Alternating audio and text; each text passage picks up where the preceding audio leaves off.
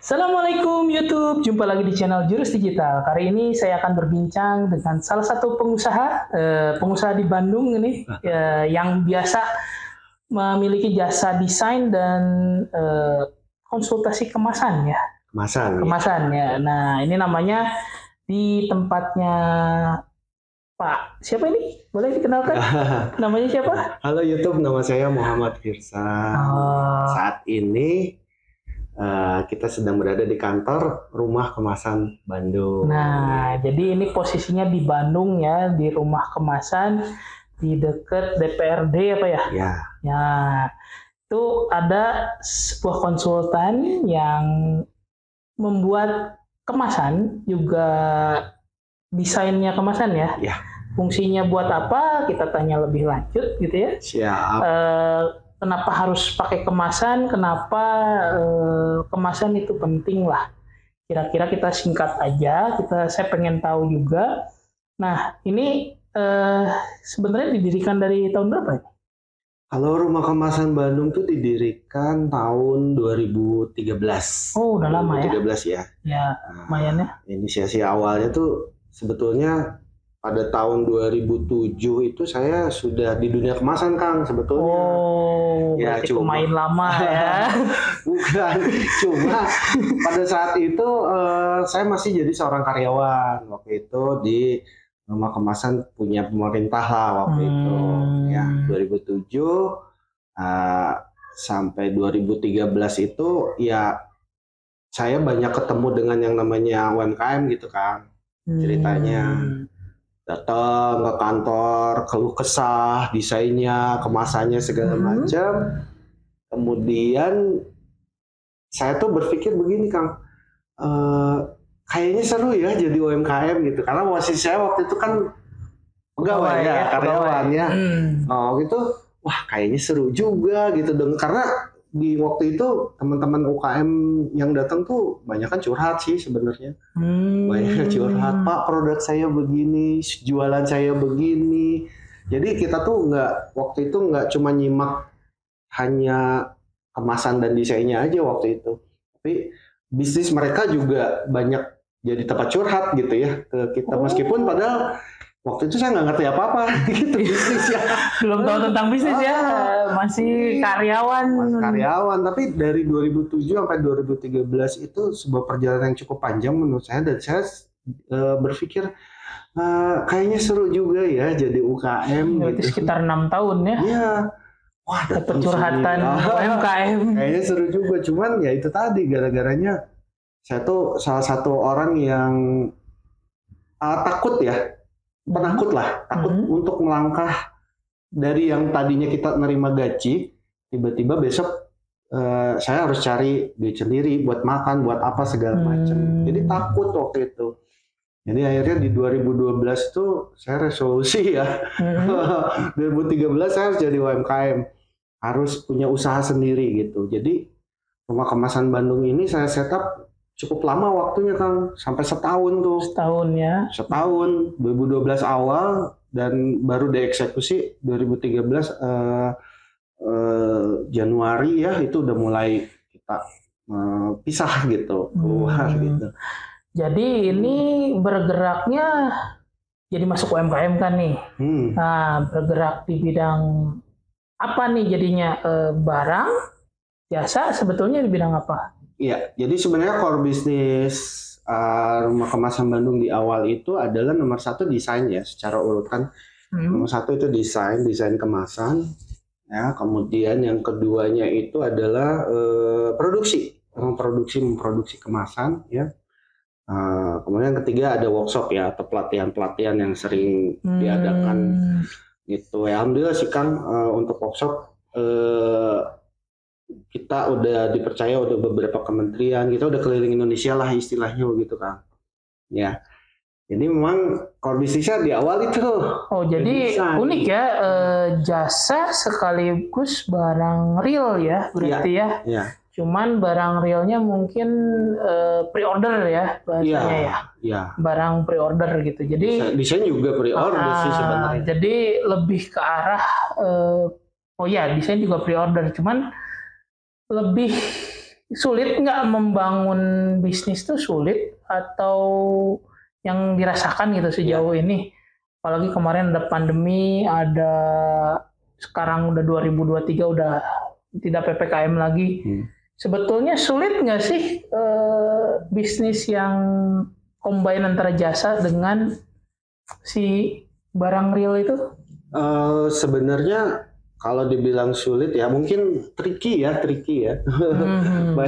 Jadi dalam perjalanannya ini Rumah Kemasan Bandung kita udah banyak belajar ya dari terutama ketika kita mandiri di 2013 tuh membuat sebuah pola bisnis seperti apa gitu ya, itu trial and error tentunya kan.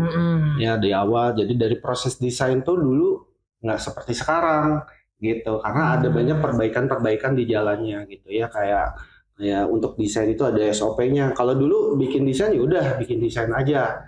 Ya, kalau sekarang kan lebih panjang sebenarnya, tapi itu adalah service sebenarnya menurut saya. Karena target market Rumah Kemasan Bandung itu UMKM. Jadi yang levelnya industri rumahan tuh itu adalah target market kita. Jadi kalau yang udah skalanya industri itu bukan berarti nggak ada, tapi sangat sedikit yang datang ke kita. Gitu. Jadi memang target marketnya UMKM nasional. Ya, gitu. Jadi UMKM yang jual makanan ya, kalau saya lihat di sini ya. Paling banyak sih ya. Rata-rata makanan. Ada yang selain makanan yang agak unik pernah dapat klien? Sarang semut. Terus, selain makanan ya, kalau makanan tuh ada sarang semut ya, emang asli dari sarang semut gitu ya. Makanannya sarang semut ya. Bikin apa ya, yang non makanan yang apa pupuk dari ini kelelawar kotoran kelelawar pernah. Terus magazin peluru. Pernah ya, ada contohnya lain. Ini itu ya airsoft. Bukan, peluru senapan angin. Jadi senapan angin kalau dulu ya, yang biasa tuh masukin satu-satu tembak. Kalau ini enggak, udah kayak ada magazinnya masuk. Nah, kayak tantangan-tantangan yang biasanya kita produk makanan, kemudian tiba-tiba produk. Ya, itu salah satu banyak lah challenge. Masuknya produk apa ya ini ya? Produk taktikal, hobi ya, produk hobi. Ini juga ada yang scoop ya? Ya, itu ada yang scoop, magazin juga. Kemudian ada apa ya, non makanan tuh parfum gitu ya, parfum, botol parfum gimana caranya dikemas menarik gitu. Jadi kalau saya kebayang, kalau kemasannya sendiri, kalau desain mungkin nggak ada limitasi ya? Untuk desain kemasan, atau ada limitasi ukuran nggak, atau untuk desain dan produk? Awalnya di sini kelihatannya produknya kecil-kecil semua nih. Ya. Nah, ada nggak limitasi, atau dari segi desain nggak ada limitasi, di produk ada limitasi gimana nih? Kalau secara desain sih memang kalau ukuran sih menyesuaikan dari kebutuhan dari customer kita ya, dari UMKM-nya. Butuhnya ukuran berapa gitu.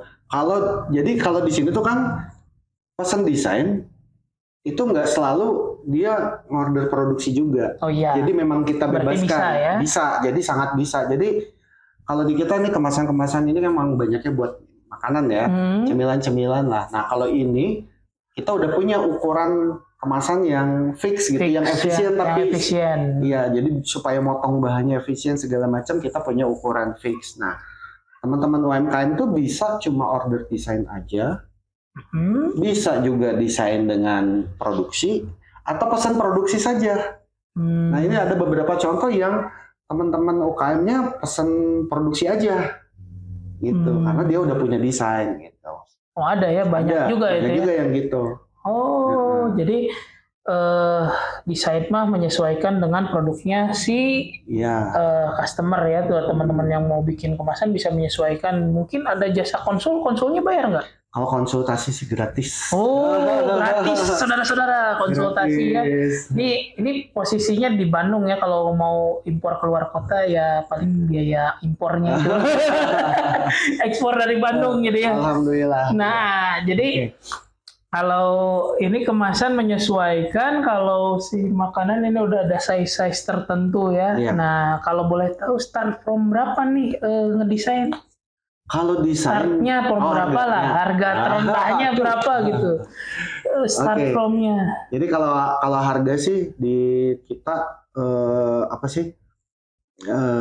Startnya kita ada yang desain stiker saja, ada kalau desain stiker doang murah stiker berarti ya, murah. paling murah. Itu Nggak apa-apa deh yang paling murahnya berapa, yang lainnya boleh disembunyikan.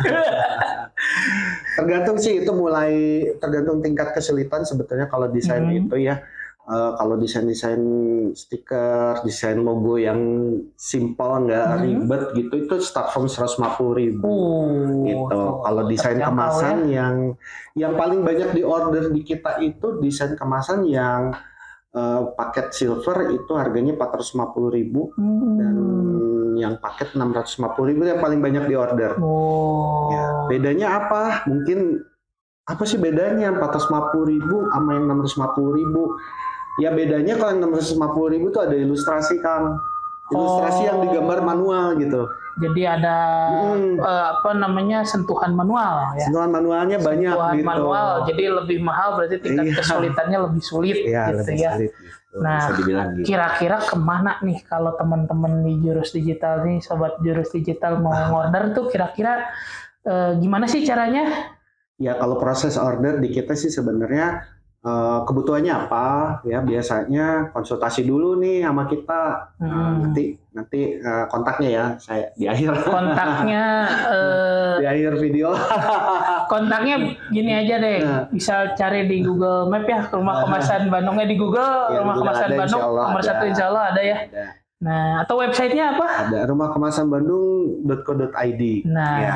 Jadi bisa kunjungi ke sana ya kalau mau order. Mungkin kayaknya sebelum lanjut website kita Jurus Digital yang bikinin. Mantap. Itu berapa tahun ya? Udah dari tahun berapa ya? Itu saya alhamdulillah.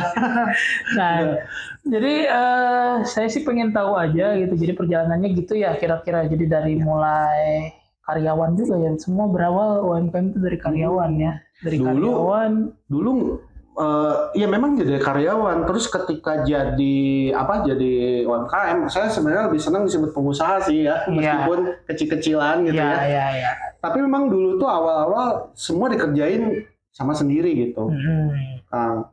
Mungkin teman-teman UMKM yang lain juga sama, marketing sendiri ya kan. Kayak saya dulu nyari order, ya pembukuan, ya bikin desain gitu kan.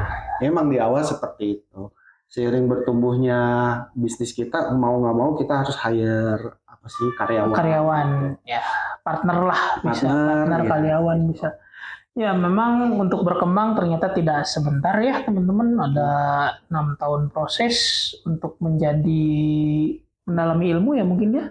6 tahun dan bertahun-tahun untuk ngoprek gimana caranya supaya bisa tetap bertahan di ternyata sampai 2023 ini masih bertahan. Alhamdulillah. Dan mungkin sekarang order kemasannya mungkin mulai naik lagi ya. Seiring berjalannya waktu, PPKM sudah hilang. Iya. Mulai ada orang-orang sudah pengen belanja melihat-lihat yang indah-indah ya. Iya. Itu mungkin ya. Mungkin sampai part ini kita sampai sini dulu. Nanti mungkin kalau ada waktu kita bincang-bincang lagi dengan Pak Firsan sebagai orang yang bergelut di bidang kemasan ya. Buat teman-teman yang kira-kira wah gimana nih mau naikin omset penjualan, mungkin dari kemasan juga berpengaruh untuk menambah omset penjualan. Cuman saya belum bahas dulu. Nanti gimana meningkatkan omset dengan kemasan. Kita baru perkenalan dulu dengan Pak Firsan. Seperti apa sih jasa kemasan, jasa desain. Dari kita sudah tahu kan bahwa desain itu bukan gratis ya, ada biayanya, karena itu akan berimpact ke hasil dari desain itu tersendiri jadi produk kan ya, yang seperti ini ketika jual magazin, jadi lebih kan nggak mungkin jualan ini Pak, jual magazin aja nggak ada keterangannya apa ini gitu kan, saya juga jadi bingung nantinya.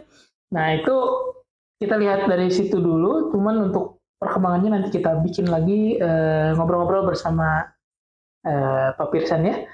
Sampai di sini dulu, sampai jumpa. Assalamualaikum warahmatullahi wabarakatuh.